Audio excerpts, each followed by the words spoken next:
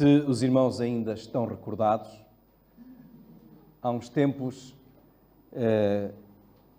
iniciei uma série de mensagens, que ainda só dei uma, em João capítulo 17.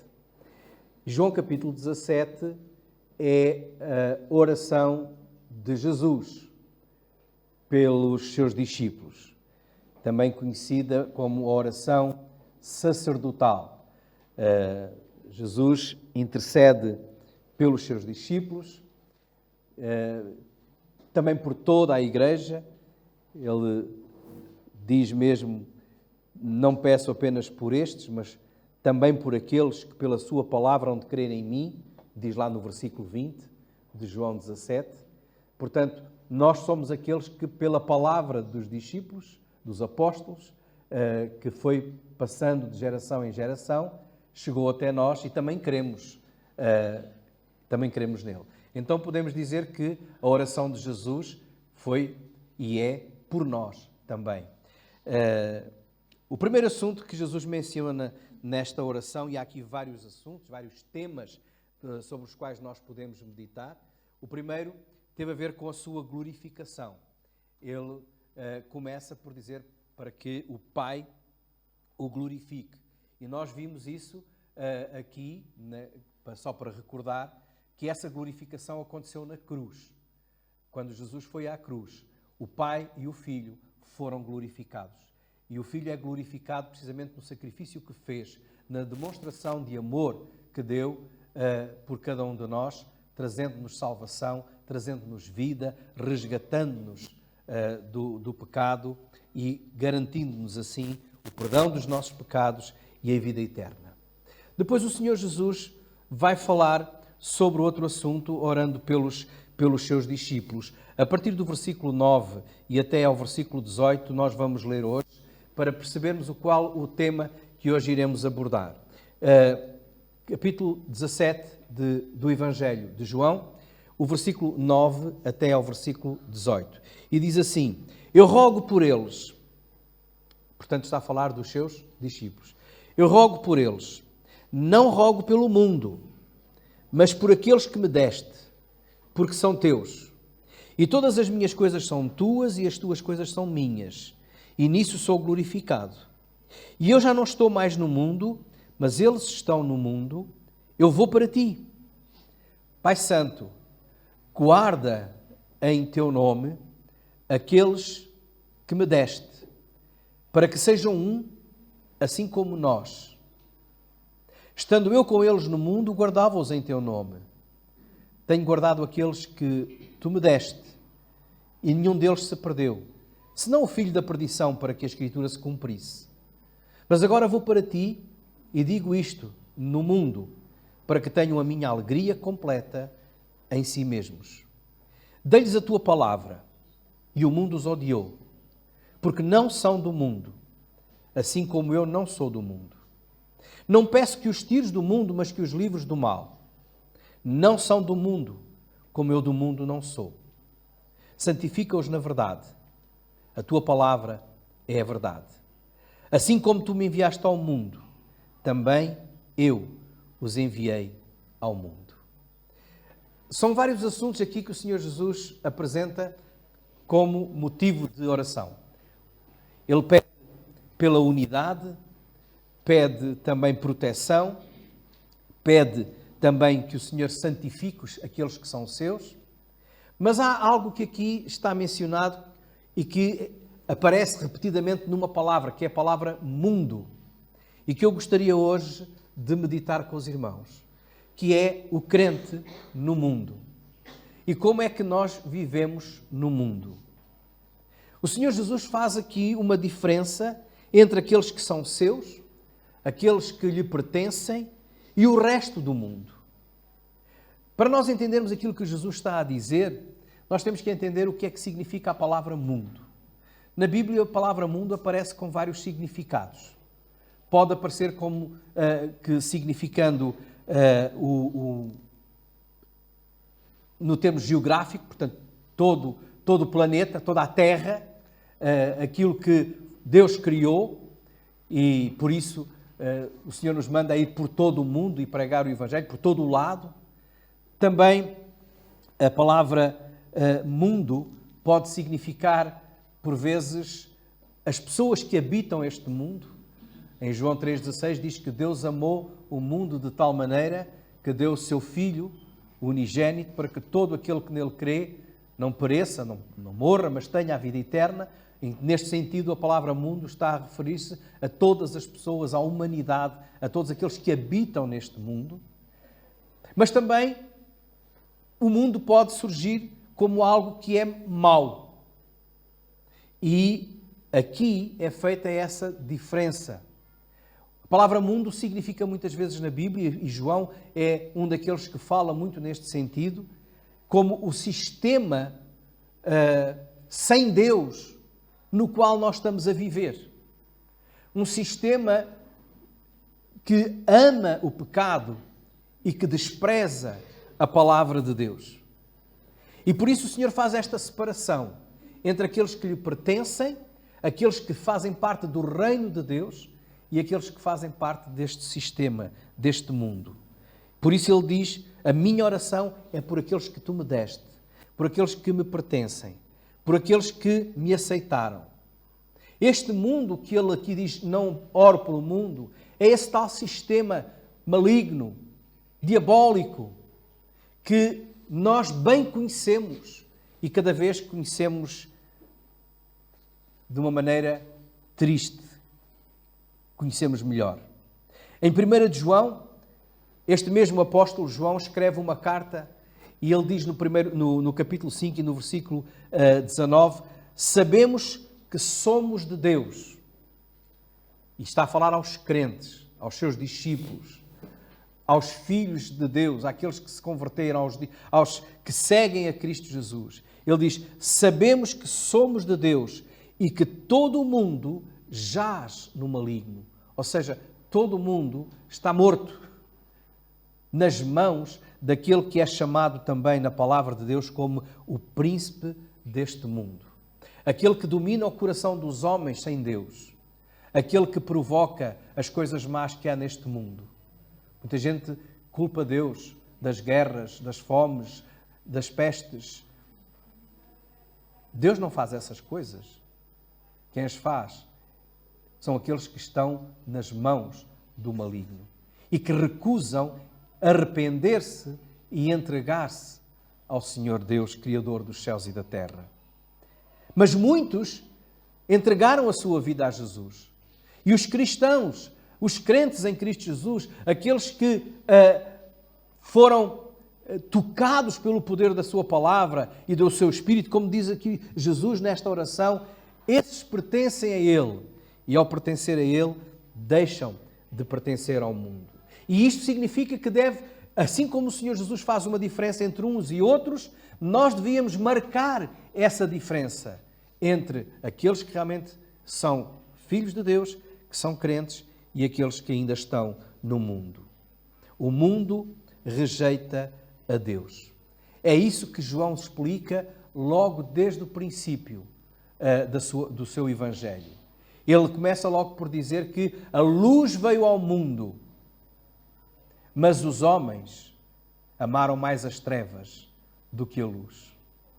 Os homens continuam ainda hoje a amar mais o pecado, as trevas, do que a luz. E por isso rejeitam a Jesus Cristo. Isso está no capítulo 3 de João e no versículo 19.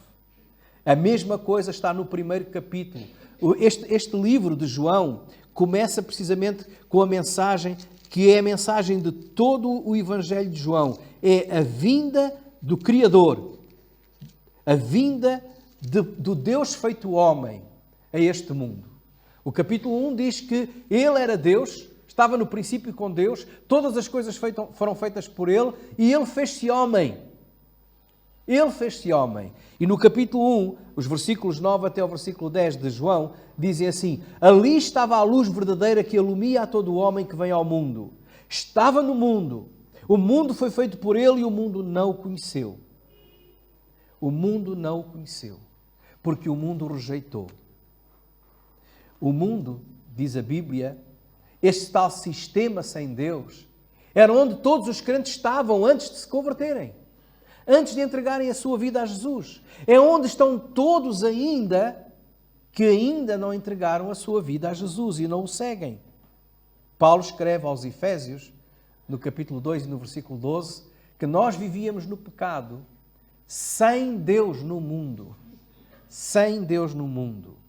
Então, aquele que não tem Deus, aquele que rejeita entregar a sua vida, ou que recusa entregar a sua vida a Jesus, aquele que recusa receber dele a vida eterna, aquele que pode até estar muito perto dele, acompanhá-lo, conhecer muita coisa acerca dele, mas se não lhe entregar o seu coração arrependido, continua ainda no mundo. Mas todo aquele que foi tirado do mundo, que foi resgatado do mundo, esse agora pertence-lhe a ele. João capítulo 15, aí pouco antes da oração de Jesus, em João 17, João capítulo 15, o versículo 18 e 19, diz assim: se o mundo vos aborrece, sabei que primeiro do que a vós me aborreceu a mim.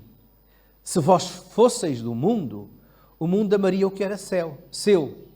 Mas porque não sois do mundo, antes eu vos escolhi do mundo, por isso é que o mundo vos aborrece. O que é que isto quer dizer?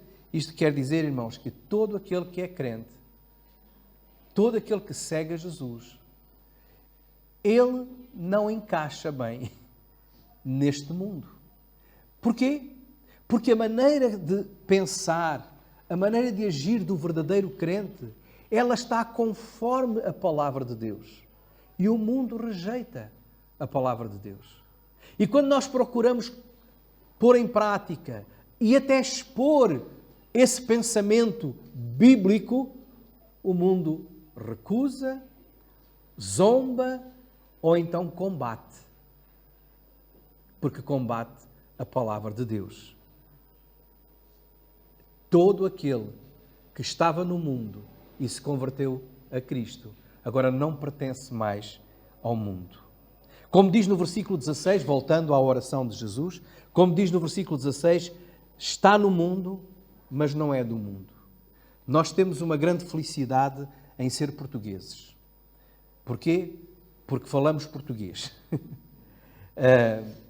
E não sei se foi o português que inventou o português, se foi o português que inventou o português. Estão a perceber? O português é assim. Não sei se foi o português pessoa que inventou a língua, o português, se foi a língua portuguesa que inventou o português. Então, o que eu quero dizer, estou só a brincar um pouquinho com os irmãos, é para dizer o seguinte: nós temos a felicidade de ter uma língua que faz distinção entre o verbo ser e o verbo estar. Já aqueles que falam inglês não têm essa felicidade, porque o verbo é o mesmo, não é? É ou não é, irmão Tony? To be or not to be? Nós podemos fazer esta distinção entre o ser e o estar. Nós estamos aqui neste mundo, mas nós não somos deste mundo. Nós não pertencemos a este mundo. Nós pertencemos a Cristo. Agora, cuidado quando os irmãos disserem a alguém que não são deste mundo. Se disser que não é deste mundo, tem que ter cuidado. Sabe, uma vez lá no Alentejo, sabem que as distâncias entre as aldeias e as terras, as vilas, são grandes. Às vezes 13 quilómetros, 20 quilómetros entre um lugar e outro, e no meio não há nada. Há um monte aqui, um monte ali. E então, houve um irmão fiel, crente, que um dia foi para o trabalho na sua motoreta e já vinha de noite e a moto avariou e ele teve que vir a pé. Mas era ali uns quilómetros a pé, tudo escuro. E ele caminhando até chegar à sua terra. E como era um fim de semana, a juventude ia num carro cheio de jovens para uma discoteca. Só que eles não eram dali, estavam a passar férias ali. Então pararam. Este ano vamos voltar a ter acampamento. Vamos sim. Então eles, quando viram, estavam perdidos, não sabiam onde é que era a discoteca, e quando viram aquele senhor que vinha ali no caminho, de noite, pararam o carro para lhe perguntar: olha, nós queremos ir para a discoteca tal, nós estamos bem neste caminho. E aquele irmão começou por responder: sabem, quando eu era deste mundo, eu sabia dessas coisas. Agora já não sou... Ele já não acabou a frase porque eles tiveram medo e fugiram. Então, cuidado quando dizem que não são do mundo. Cuidado quando dizem que não são do mundo. Mas a verdade é esta, irmãos. É que nós estamos no mundo, mas nós não somos do mundo. Ou seja, nós não pertencemos a este sistema sem Deus, que despreza Deus, que desonra Deus. Nós pertencemos a Cristo. É interessante que Jesus, na sua oração, ele, pelo menos por 6 vezes, ele diz: aqueles que tu me deste. Aqueles que tu me deste. Ou seja, aqueles que agora são meus. Versículo 2, versículo 6, versículo 9, versículo 11, versículo 12, versículo 24. Várias vezes. Irmãos, leiam com atenção e vão ver quantas vezes o Senhor repete: aqueles que tu me deste. Aqueles que são meus. Aqueles que lhe pertencem. Porque nós agora pertencemos a Cristo. Não pertencemos mais a este mundo. Estamos aqui, mas não pertencemos aqui. Somos peregrinos. E é como peregrinos que nós temos que entender a nossa caminhada. É como estar de passagem. Às vezes, irmãos, é incrível como mesmo os cristãos se agarram tanto às coisas deste mundo, esquecendo-se que nada disto vai ficar com eles. Tudo vai desaparecer. Tudo. Tudo fica aqui. As coisas deste mundo pertencem a este mundo, ficam neste mundo. E nós às vezes ficamos tão empenhados nas coisas deste mundo e esquecemos aquelas coisas que são do reino de Deus e que têm muito mais valor porque têm valor eterno. O crente está no mundo, mas não é do mundo. E porque não é do mundo, a oração de Jesus justifica-se, orando, intercedendo, pedindo por cada um de nós. E o que é que ele pede? Ele diz ao Pai, versículo 12, versículo 11, eu já não estou no mundo, mas eles estão no mundo. Eu vou para ti. Pai Santo, guarda em teu nome aquele que me deste. Então, enquanto nós estamos aqui, ainda sujeitos muitas vezes às atrocidades, às maldades que neste mundo se vivem, o Senhor Jesus ora por nós, pedindo proteção, cuidado, guarda, preserva, protege. O Senhor Jesus está preocupado connosco. Muitas vezes nós pensamos, se calhar alguns dos irmãos que aqui estão hoje e que estão a ouvir aquilo que nós estamos a dizer, estão a pensar: eu já passei por momentos em que pensei que estava abandonado. Mas jamais ficamos abandonados. Porque esta é a preocupação de Jesus. Esta é a oração de Jesus. Pai, guarda-os, protege-os, cuida deles. E diz mais ainda, no versículo 15, não peço que os tires do mundo, porque nós temos que ficar aqui. Nós temos ainda alguma coisa para cumprir, já vamos ver o quê. Mas nós temos que estar cá. Mas o Senhor diz, mas livra-os do mal. A palavra mal aqui, no versículo 15, pode ser também traduzida em algumas Bíblias, é traduzida por maligno.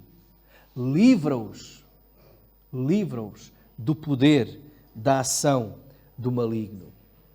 No mundo em que nós estamos, nós precisamos do cuidado de Deus. E Ele garante, primeiro, a nossa salvação. Ele garante também a proteção. E Ele garante também livramento nos momentos difíceis, nos momentos complicados. Ele nos livra. E esse Deus é aquele a quem nós podemos recorrer sempre, em todo momento, sabendo que Jesus já fez esta oração e agora Ele continua sendo o nosso mediador, intercedendo por nós.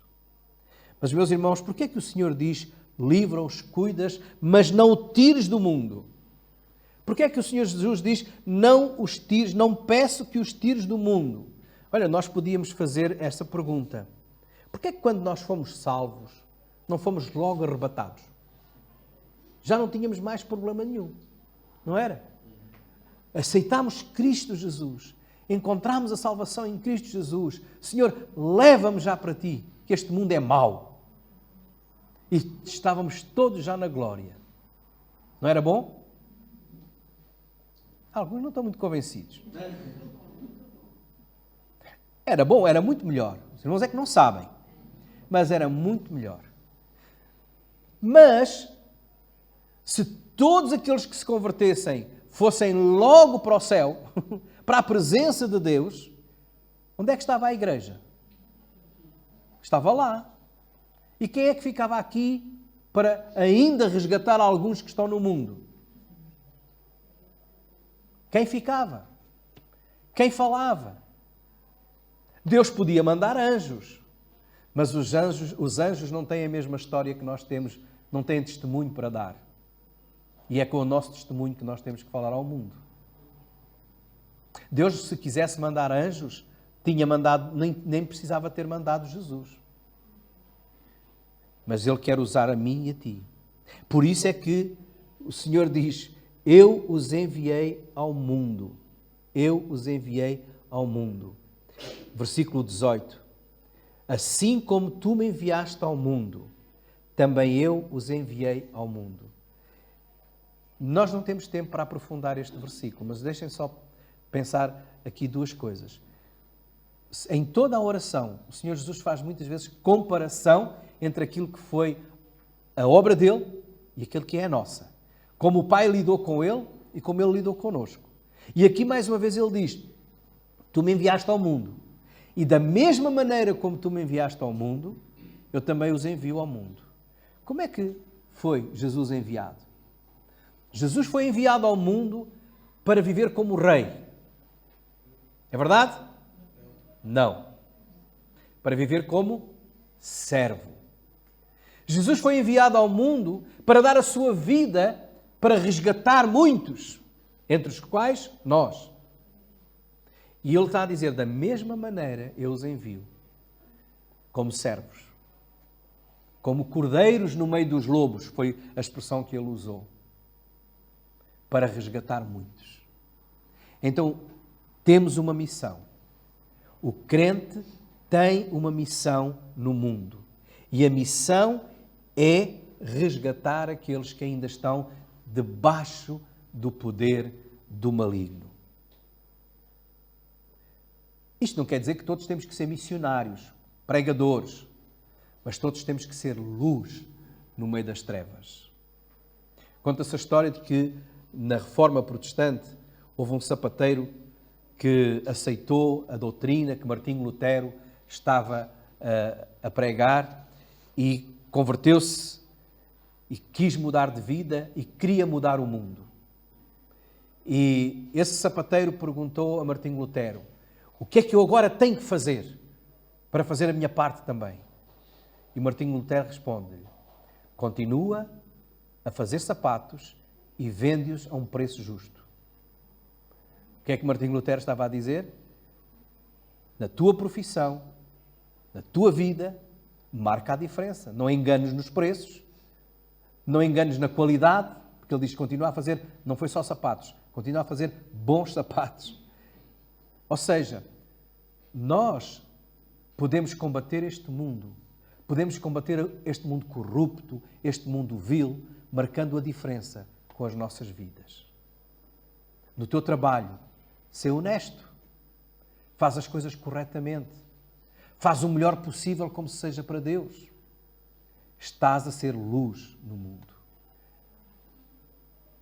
É claro que isso vai abrir muitas portas para tu falares do que aconteceu no teu coração e na tua vida. Mas marca a diferença. Porque nós fomos chamados para ser luz do mundo. Jesus disse, vós sois a luz do mundo. Então temos que brilhar onde nós estamos. E é isso que Deus quer. Nós estamos no mundo para continuar a mostrar ao mundo como Deus é amor, como Deus é santo, como Deus é justo e levar a luz de Cristo a este mundo. Este mundo que está nas trevas. Paulo disse em 2 Coríntios, capítulo 4 e versículo 4, que o Deus deste mundo, ou o Deus deste sistema mau, deste século mau, cegou o entendimento dos incrédulos, para que lhes não resplandeça a luz do Evangelho da glória de Cristo, o qual é a imagem de Deus. Estão cegos, porque estão influenciados por este Deus deste mundo. Não que o diabo seja Deus, mas ele é adorado por muita gente. Ele é seguido por muita gente. E neste mundo, mais facilmente as pessoas seguem aquilo que vem dele do que aquilo que vem de Deus. E a nossa missão é vencê-lo. É vencer Satanás. E como é que nós vencemos? Como é que nós podemos derrotá-lo? Bom, ele já está derrotado por Cristo, não é? Mas como é que nós podemos derrotar?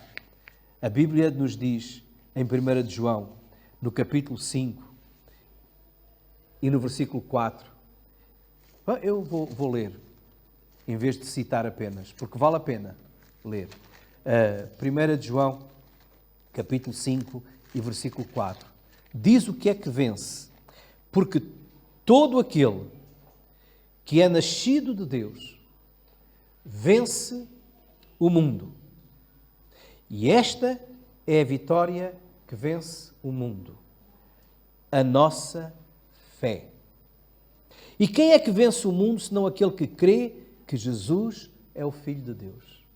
Olha, irmãos, o primeiro grande passo de vitória, que derrota não só o mundo, mas derrota também o príncipe deste mundo, é a nossa fé em Cristo Jesus. E porquê é que é vitória? Por isso é que o Apocalipse diz, aquele que vencer, dar-lhe-ei a coroa da vida. Porquê é que é vitória? Porque cada um de nós passa sempre por uma luta espiritual dentro de si antes de se converter. O Espírito do Senhor contende connosco, dizendo, arrepende-te, abre o teu coração para Jesus, rejeita a tua velha vida, rejeita o pecado, rejeita o sistema deste mundo, rejeita a tua autoconfiança e confia em Cristo Jesus. Por outro lado, vai haver aqui um bonequinho vermelho com uns chifrezinhos a dizer assim, não vale a pena, tu estás bem assim, isso é um engano, tu vais perder a tua liberdade, tu vais perder a tua alegria de viver, tu vais rejeitar tudo aquilo em que acreditaste a vida toda. Então, a carne luta contra o espírito, não é? Como diz a Bíblia. E quando o crente quebrantado, ou quando aquele que ainda não é crente, mas se quebranta diante de Deus e diz, Senhor, eu creio em Ti, toma a minha vida, faz de mim uma nova criatura. Isso foi uma vitória. E foi a vitória sobre Satanás. Foi a vitória sobre este mundo. Porque foi seguir aquilo que Cristo veio fazer. Dar a sua vida. E nós demos a nossa vida a Ele. É por isso que nós vencemos. Nós vencemos o mundo também, não só quando cremos, mas também vencemos o mundo quando não amamos o mundo. Não amar o mundo está também em 1 de João, no capítulo 2 e no versículo 15. Diz, não ameis o mundo, nem o que no mundo há. E o que é que há no mundo? O João, apóstolo, também nos diz o que é que há no mundo. Ele diz no versículo 15, não ameis o mundo, nem o que no mundo há. Se alguém ama o mundo, o amor do Pai não está nele.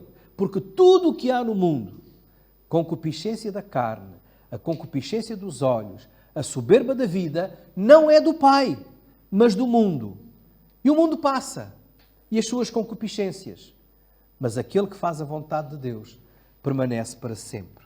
A concupiscência da carne. A palavra concupiscência significa um desejo maligno, um desejo ardente para o mal. a tendência para o mal. E todos nós vivemos nesta tendência.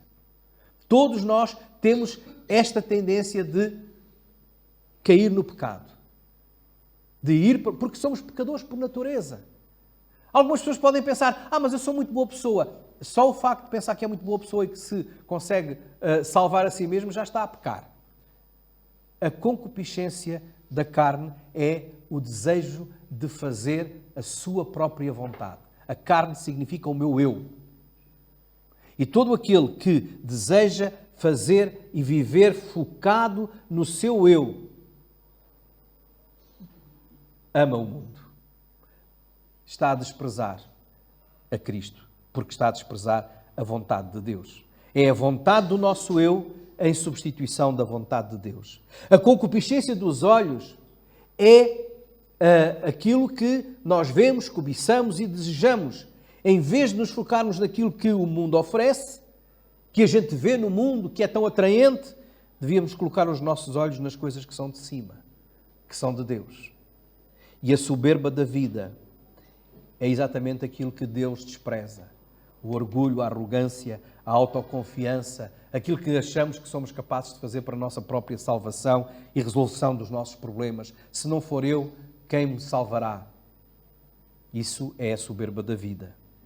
3 coisas que o mundo oferece e que nós não devemos amar. A minha vontade, os meus desejos, a minha capacidade ou força. O mundo ensina exatamente o contrário. O mundo ensina que nós devemos viver buscando estas coisas. Faz aquilo que tu queres. Satisfaz os teus desejos. E cada vez mais o mundo apregoa isto. Satisfaz os teus desejos. Porque tu és forte e tu consegues todas as coisas. Aquele que é de Cristo diz, Senhor, faz a tua vontade em mim. Que o meu desejo seja o teu. E ajuda-me porque eu não sou capaz. É por isso que Jesus orou por nós.